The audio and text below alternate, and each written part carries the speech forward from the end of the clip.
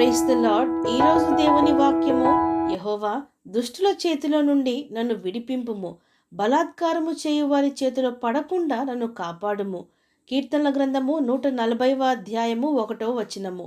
ప్రజలారా, భక్తుడైన దావీదు ఈ విధంగా అంటున్నాడు, దేవా యెహోవా, దుష్టుల చేతిలో నుండి నన్ను విడిపింపుము, బలాత్కారము చేయు వారి చేతిలో పడకుండా నన్ను కాపాడుము అని. ప్రజలారా, మొదటిగా మనము ఇట్టి భయంకరమైన క్రూరమైన లోకంలో సురక్షితంగా మనము జీవించగలుగుతున్నాము అంటే అది కేవలము మన దేవుని యొక్క కాపుదల వల్లనే, ఆయన మనల్ని రక్షించడము వలనే. గనుక మనము అనుదినము దేవునికి కృతజ్ఞతాస్తుతులు చెల్లింపవలెను. ఆయన మనల్ని ఈ లోక సంబంధమైన అంధకారంలో, ఈ లోక సంబంధమైన దుష్టత్వంలో, బలాత్కారంలో, క్రూరత్వంలో, చెడుతనంలో పడకుండా, ప్రమాదములకు గురి కాకుండా మనల్ని తన విస్తారమైన రెక్కల చాటున దాచి ఉంచుచున్నాడు. ఆపత్కాలంలో ఆయన తన పర్ణశాలలో, తన గుడారంలో మనల్ని దాచును. ప్రజలారా, దావీదు ప్రార్థించుచున్నాడు, దేవా, దుష్టుల చేతిలో నేను ఉన్నాను, నన్ను విడిపింపుము, బలాత్కారము చేయువారి చేతిలో మరి నేను పడకుండా కాపాడుము అని. అవును ప్రజలారా, వారు ఏ విధంగా ఉందురు అనగా దావీదు ముందుగానే తన కీర్తనలో సెలవిచ్చెను, వారు హృదయంలో అపాయకరమైన యోచనలు చేయుదురు అని. ప్రజలారా, మనుష్యులు హృదయంలో అనేక దురాలోచనలు బయలువెళ్ళును. మన మీద అనేక కపటోపాయములు పన్నుదురు. మనకు అపాయములు తలపెట్టే ఆలోచనలు, మనకి హాని చేయవల్లని, మనల్ని ముగించవల్లని కూడా కొందరు పన్నాగములు పన్నుచూ ఉంటారు. యుక్తులు కుయుక్తులు వేయుదురు, అబద్ధములు కల్పించుదురు, బలాత్కారము చేయువారు ఉందురు, దుష్ట చూపులు కలిగిన వారు ఉన్నారు.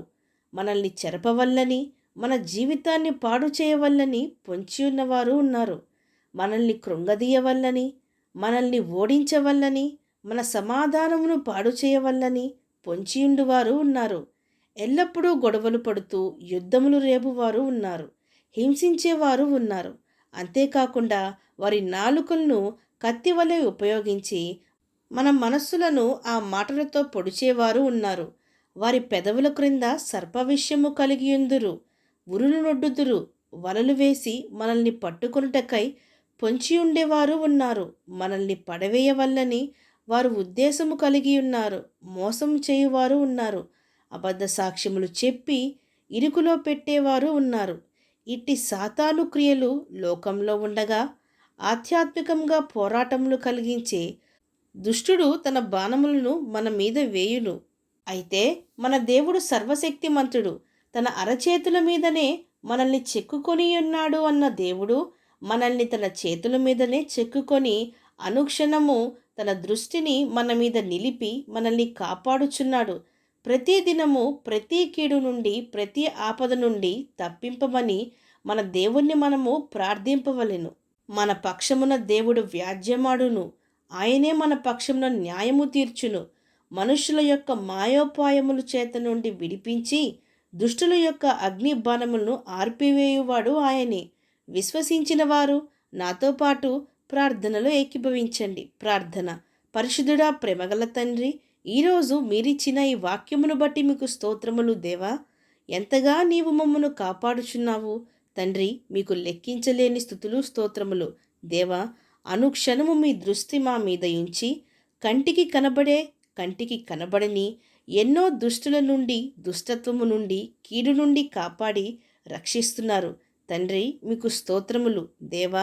అపవాది అధికారిగా ఉన్న ఈ లోకంలో మేము ఉంటున్నామని ఎరిగి మీ కంచెలోనే, మీ రెక్కల చాటునే మమ్మను భద్రపరిచి కాపాడమని, మా వాహన రాకపోకల్లో మమ్మను కాపాడమని, పాపంలో పడకుండా మమ్మల్ని రక్షించమని వేడుకుంటూ, ఇప్పటికే ఎందరైతే బంధకముల్లో చిక్కుకొని ఉన్నారో వారిని విడిపించమని వేడుకుంటూ, సమస్త మహిమాగంతులు మీకే చెల్లిస్తూ, ప్రభువైన యేసుక్రీస్తు నామం పేరట అడిగి వేడుకొంచున్నాం పరమ తండ్రి. ఆమేన్.